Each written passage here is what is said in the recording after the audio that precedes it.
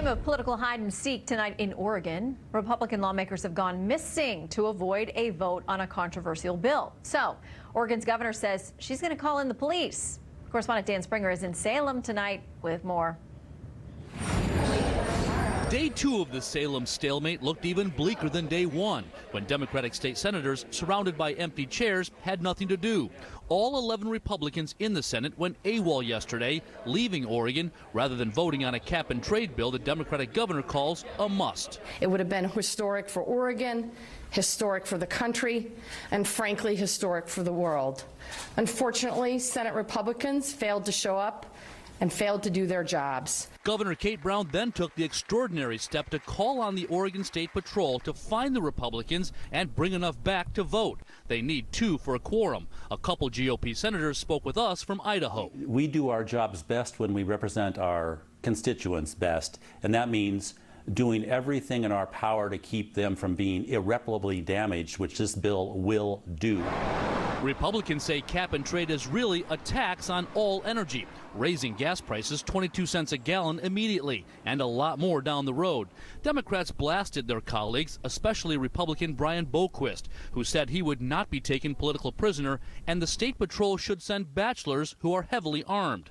That was a threat of bodily harm against law enforcement officers. I've never seen that in my time in the Senate. It was shocking to hear that. Republicans say it is rural Oregonians who are getting bullied by the majority party, whose leaders are threatening to pull state funding out of their districts. It's just threat after threat after threat, and you know, it's just we're tired. If we can't sit down and work this out, we've got to figure something else out. I cannot let my district be destroyed by this legislation. Asked if troopers would arrest and handcuff lawmakers, a spokesman said the OSP will go to great lengths to avoid this scenario, and no physical contact is permitted absent the permission of the superintendent of OSP.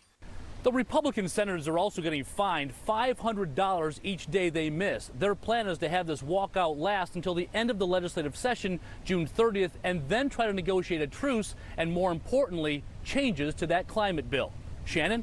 All right, Dan, we're going to stay on it. And breaking tonight, there are local reports that the Oregon Senate has canceled tomorrow's session after an alleged militia threatened to show up in the wake of that threat that Dan just told us about. Okay, let's bring in host of Left Coast News, Ethan Behrman, and the editorial director of the Daily Caller, Vince Coglianese. Thank you both for being with us tonight. Thank you, Shannon.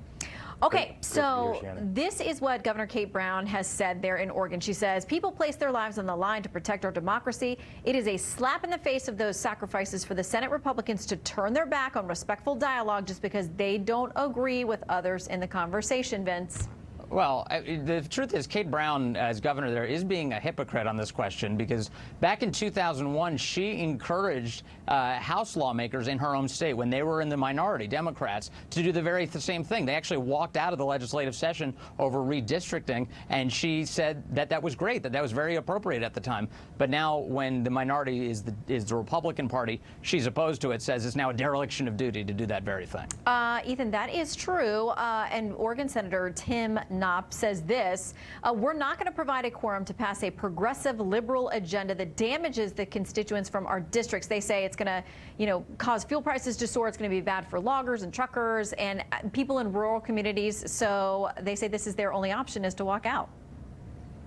Yeah, well, there's a difference between walking out of a session and fleeing the state. I'm old enough to remember actually when Democrats fled the state of Texas because of legislation they didn't like, and the Rangers went and rounded up the Democratic legislators as well. So Vince is a little inconsistent there between a session and fleeing to Idaho. You remember when they left Wisconsin a few years ago and they went to Illinois? Yeah, that's right. So, and I don't agree with any of that. Look, elections have consequences, and if you don't like the bill, you better do a better job in the next election cycle to make sure your party gets the seats that you need. To run away is cowardly and anti-democratic. It's really pathetic. And then to incite violence, as Senator Boquist has allegedly done here. I didn't hear the word specifically from him, but if they're true, inciting violence because you don't like a bill is absolutely wrong and should be condemned by by everyone. All right, Vince, quick reply, and then I want to get to our second topic. Well, I think the Republicans, the beef here is that this process isn't democratic enough, actually, Ethan, because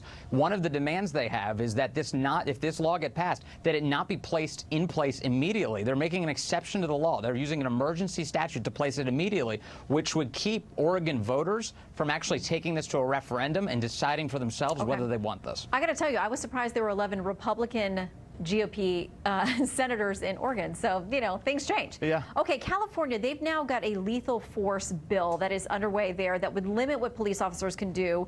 And there's been a lot of fighting about this. San Francisco Chronicle says this: the measure would direct police officers to use deadly force only when necessary in defense of human life, but it doesn't explicitly define what would be considered necessary. The courts could consider the actions of both the police and the suspect when determining whether an officer was justified in opening fire. People who have lost loved ones as a result of a police shooting say they need stricter controls. But a lot of people are now worried because they think this thing has been so watered down that it's not any good. But we're examining this in light of the case earlier this week that we covered, where this female officer was gunned down. She was pinned there. Other officers couldn't get to her. Apparently, there's an investigation, and she ended up passing away. Quick comment from both of you. Ethan, we'll start with you and finish with Vince. Yeah, I mean, anytime there's a loss of law enforcement life, it's absolutely horrible, and they have a very difficult job to do. But the way the law is right now in the state of California, they have almost essentially unlimited ability to take life. And when you talk to law enforcement, they all know of somebody who is trigger happy, and there's nothing we can do about it. This bill might not be the perfect solution, but we need to find a middle ground where people aren't just being gunned down in the streets either. Well, and Vince, I mean, I think we'd all agree the vast majority of law enforcement officers are very responsible people who don't want to have to shoot someone, but this is going to make some of them worry about, being sued, facing criminal charges themselves, which is always possible in these cases. But there are concerns, and law enforcement had not been very supportive of this bill. They've gotten some modifications that have now made them more comfortable, but there are, folks who are worried that officers will think twice about walking into a situation where someone's life may be at stake. Right, and the impact of that could be allowance for an increase in crime and also place the lives of officers at risk. Of course, Ethan's right. We do need to strike the right balance when it comes to cases like this. The occasional bad policing, though, should not be an excuse to put at danger the lives of the many good officers that come into and serve our country all over the place. The key here is always focus on good vetting and good training. That's what we need for our cops. Yeah, there's been a lot of input on this bill, a lot of voices, so it looks like they've reached some kind of compromise on some of the most important points,